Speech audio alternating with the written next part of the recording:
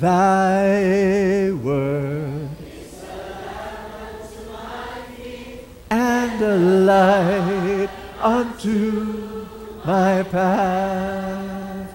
From Jeremiah chapter 29 verse 11, and it says together, For I know the plans I have for you, declares the Lord, plans to prosper you and not to harm you, plans to give you hope and a future. Let's say that one more time with faith now. For I know the plans I have for you, declares the Lord, plans to prosper you and not to harm you, plans to give you hope and a future. But thanks be to God, he said, Brock of Pokemon. Now I know 99% of you don't know who that person is, but and you don't watch that. But it's a cartoon. His name is Brock and Pokemon. And I asked my son, why does Brock remind you of me? And he says, because like Brock, you set goals and you don't give up. And I nodded my head, and I said, thank you. And he also said, because he's chinky-eyed. No, because he said because he's a good mentor. But you know, the reason why I bring you every Sunday, not only to bring you closer to God, not only to bless you, but I want to teach you how to have dreams. How many of you believe that God has a purpose for your life? You believe in that? Yes. You're not an accident? No. You're not a blob that came out from the universe, that just came from a mist, and then you suddenly appeared? You believe that when God created you, He had an intention, He had a goal, He had a purpose for your life? Everybody say that. God has a purpose for my life. Do you want to know your purpose? Yes. Brothers and sisters, I'm a guy who likes to simplify things. When I teach, I simplify it to the barest minimum because I believe that's where the secret of success is, when you simplify things. If you want to discover your purpose in life, you do not have to read 103 books. You don't have to attend another 300 seminars. You don't have to go on top of a mountain and meditate in lotus position, meditating for the next 10 years, trying to think of how and what is your purpose in life. You don't have to do that. Ask me, how do I know my purpose in life? Just two simple questions. That's all. Two simple questions. Ask yourself this. Number one, what are my core gifts? And number two, what is my passion in life? That's it. Brother Bo, napakasimple naman yan. I think that's too simple. No, it's not. When God created you, He put core gifts in you, and it's for the purpose. You know, and when He created you with a passion to do something, let me tell you my story. I'm sure I've shared this already with you before. When I was a kid, when my teachers would teach in school and in the classroom, you'd see me writing down furiously in my notebook. I'd be just, you know, my teacher would be there teaching, and I'd be there in my notebook, buried my face in my notebook. But I'm not taking down notes. I'm drawing. Now, some of you who have who remember when you were kids, or maybe you'd remember yourself, or maybe you'd remember your classmates doing that. I would draw and draw and draw. I draw Superman, I draw Aquaman, I draw the Flash, and then when I hit puberty, I drew Wonder Woman, and I drew and drew, and you know what happened? After a while, I began to invent my own superhero. He was called Super Kid. And he was someone who knew Kung Fu and Judo. I wrote the whole story in my mind. And I wrote it down. It was my own comic book. And you know what?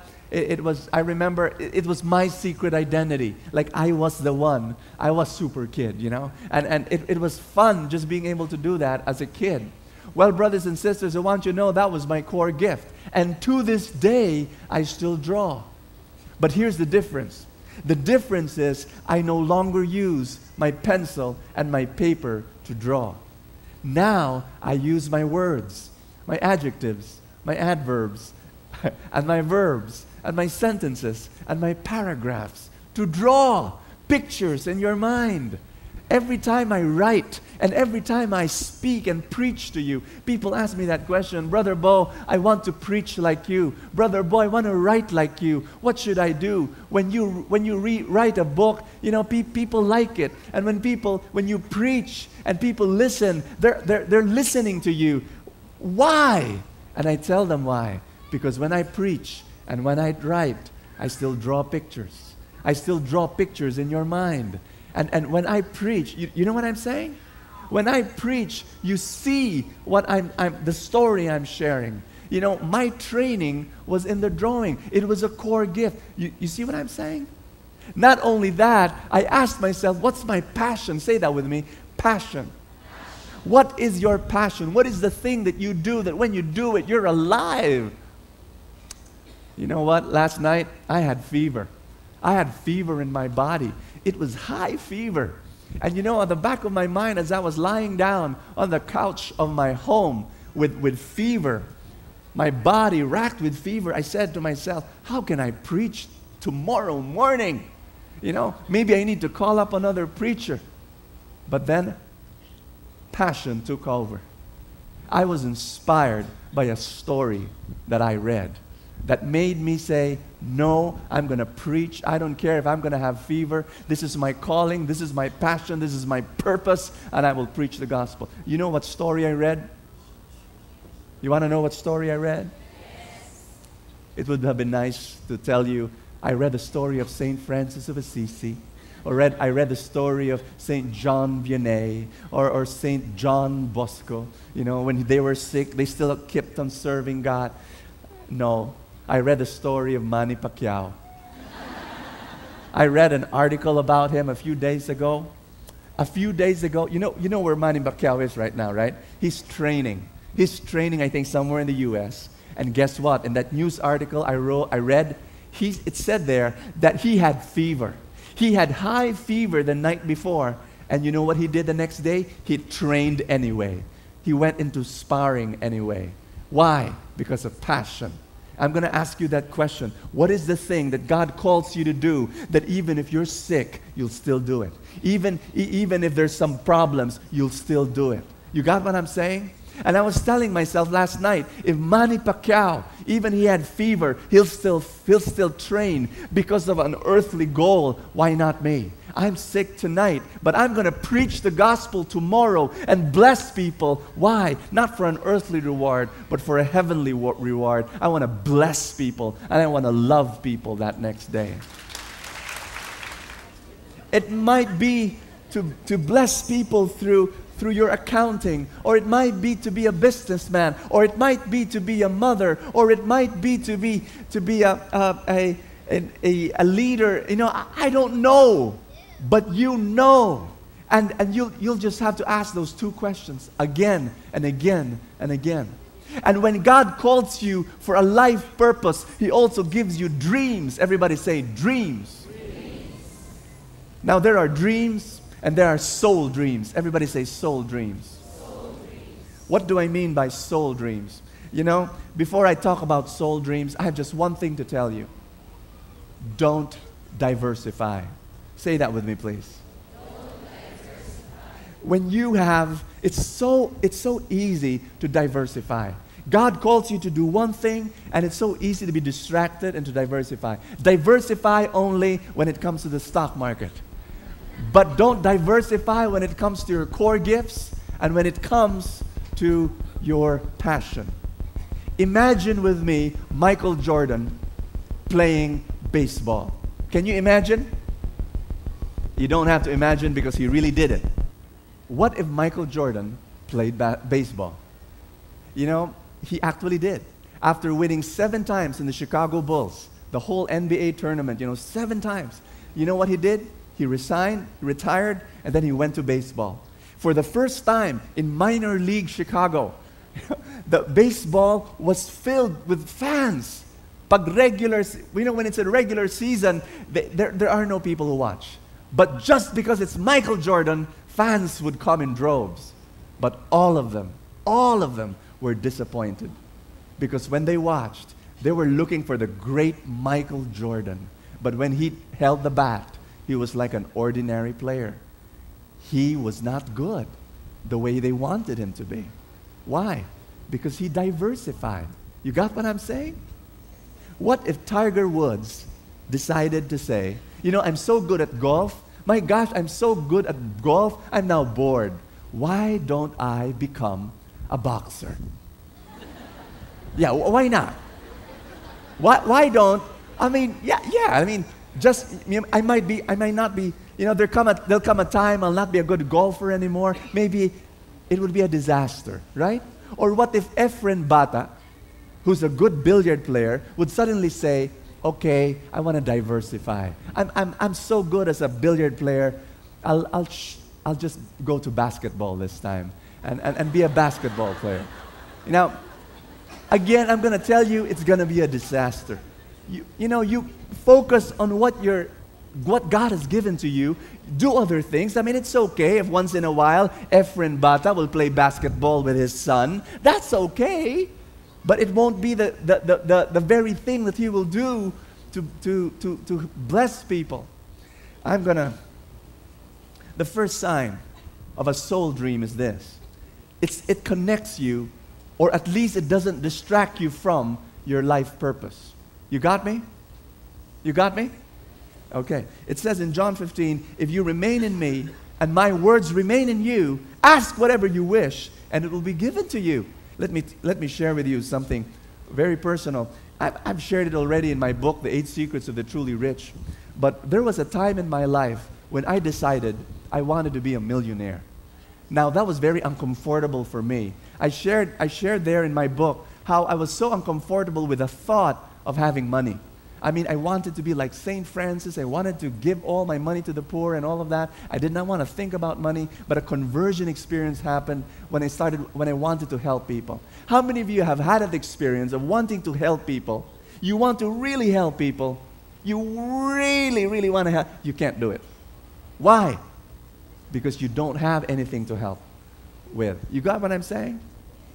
And I had that experience again and again and again. And I told myself, Lord, okay, I want to be, and this was absurd, totally hilarious, I wanted to be a millionaire missionary.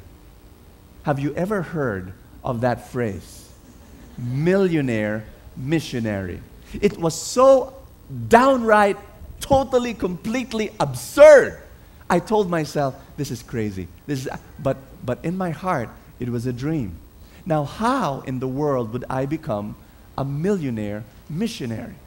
You know? And I said, it doesn't have to be. I could have money and be able to help so many people. And now you come here every Sunday, right? Now, question, do you pay me? No, nothing. I come here and I preach and it's for free, right? Whatever you give in the love offering basket, it doesn't go to me. It doesn't. It goes to the ministry. So I come here preaching for free. How in the world will I become a millionaire? Huh? Parishes invite me for free, you know? Prayer groups invite me for free. How will I be a millionaire? Well, a few years ago, a company invited me. And then after that, many other companies invited me. And they would ask me, Bo, preach, speak to our employees. And I would say, sure. And then they'll ask me, how much? And I said, oh, it's for free. Because I'm used to preaching for free. And so I'd go there, and this is what struck me. I'm there, for example, nice place, Shangri-La, with a chandelier on top. Huh? Nice stage. And the company hired an MC. The company hired singers, Jaja Padilla, and great singers. And one time, after giving my 45-minute talk, I sat down to enjoy the singing. And when I sat down beside the MC, it was my friend. And the MC said, Bo, do you know how much that singer was hired? How much they're paying that singer? I said, how much? They're paying her 100,000 pesos to sing 3 songs. Wow. Well, after she sang, I left. And before I left, the HR manager of that company said, Brother Bo, thank you for speaking. It was really a blessing to all of us in the company. And then she gave me an envelope. And I left that place, I opened the envelope, and it was enough for my gas. it was enough for my gas. Now the reason why? Because I wasn't asking, right? The company paid for Shangri-La. They had money. The company paid for singers. The company paid for the MC. The company paid for the lights but they didn't pay the speaker because he wasn't asking. So I made a decision. I'm going to ask, and I'm going to charge an arm and a leg. And so now when companies invite me, I charge an arm and a leg. Guess what? They pay. They do. And I'm able to help people because of that. But here's something I'd like to share with you. This is a secret just between you and me. Don't tell any of these companies, okay?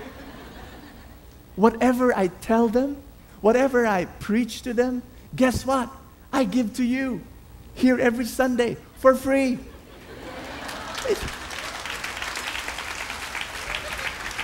And if they wanted to save money, all they have to do is send their employees here every Sunday. I mean, really. But do you see what I'm saying? I haven't diversified. I wanted to earn money, but I did not diversify.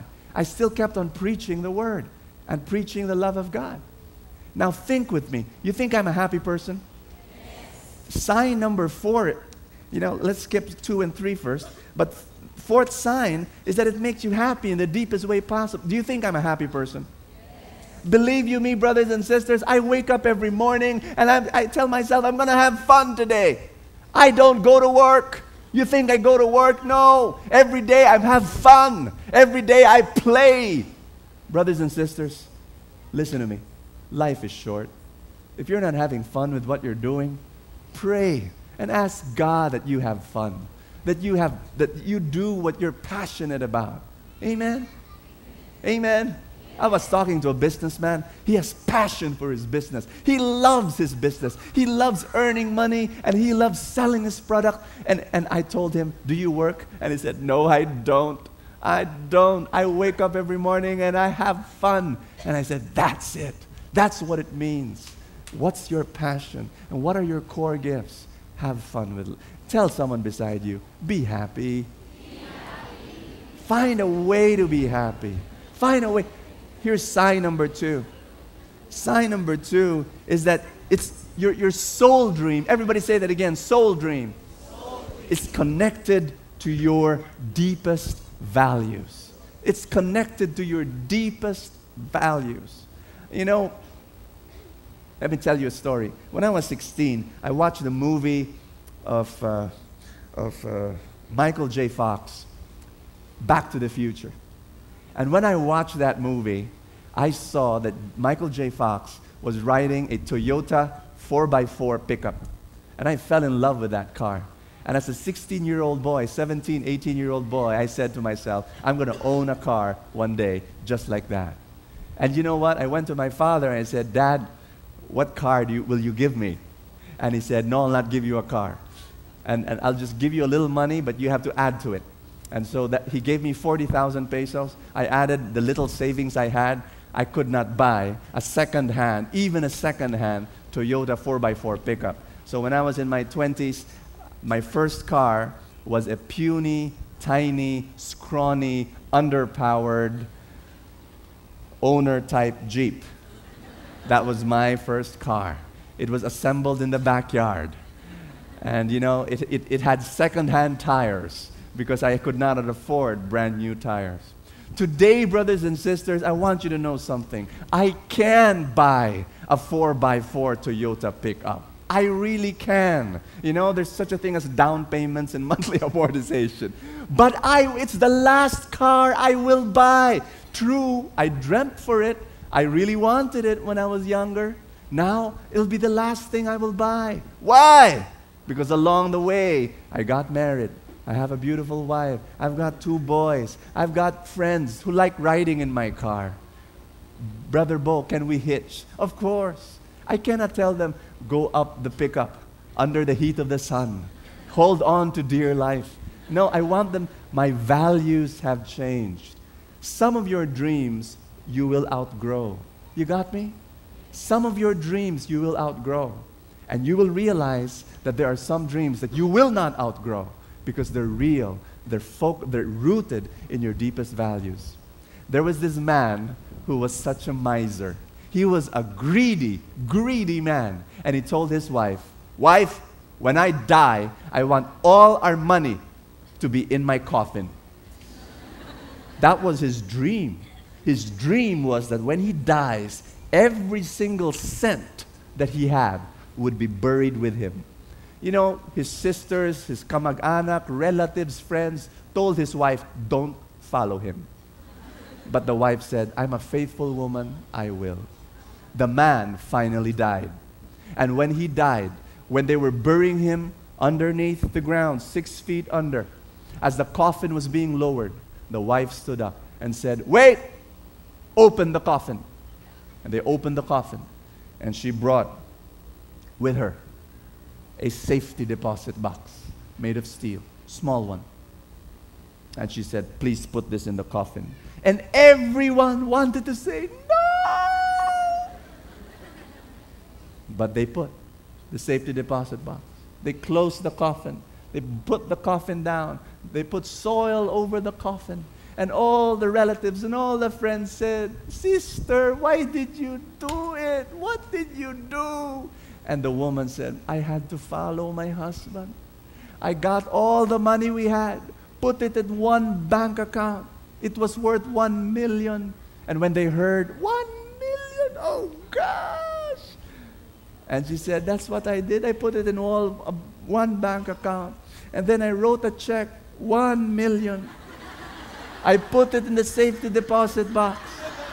I put it in the coffin. And if my husband needs the money, he needs to go to a bank and cash the check."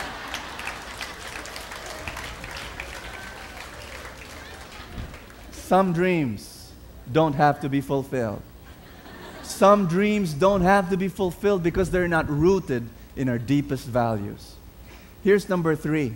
Number 3 is that it brings you closer to God and it makes you become like God. If you have a dream in your heart and it's a soul dream, it's a dream that God has planted into you, it's going to bring you closer to God. Amen? Just tell you one last thing. How many of you have dreams in your heart?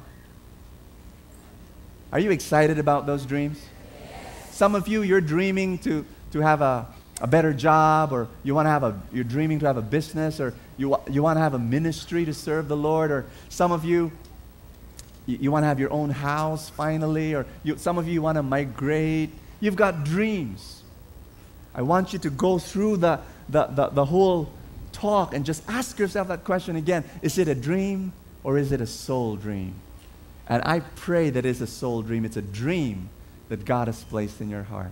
Because if it is a soul dream, this is what's going to happen. Ask me what? God's resources will flow to you like a river. I'll say that again. When you have a soul dream and you pursue that dream with passion, God's resources will flow to you like a river, like a rampaging, wild, raging river. Blessings will roll down at your feet, begging you to receive them. You don't even have to look for the blessing. The blessing will come. That's my experience. I will tell you, that's my experience. Just one story. I can share with you 100 stories. In 1995, we built Anawim, our ministry for the poor. My dream was to have 10 homes on that property. We did not have any money. I went to our contractor and I said, "Can you build 10 homes?" He asked me, "How much money do you have?" I said, "We have 200,000 pesos. And he said, "We can't build 10 homes with 200,000. And he said, "Every week I'll give you money. How much money do you need? Just start building." And he said, "Well, I need about maybe 75,000 pesos a week." During 1995, that was pretty a lot. And he was just going to build bamboo huts, nothing concrete, very cheap. And he said, 75,000 a week. And I said, "Fine, we'll give that to you." At the back of my mind, I was saying, "Oh God, 75,000 a week." But that happened. In 8 months, we were able to build 10 homes, and money came. You attract God's resources when you have a soul dream, when you pursue your dream with passion. Amen?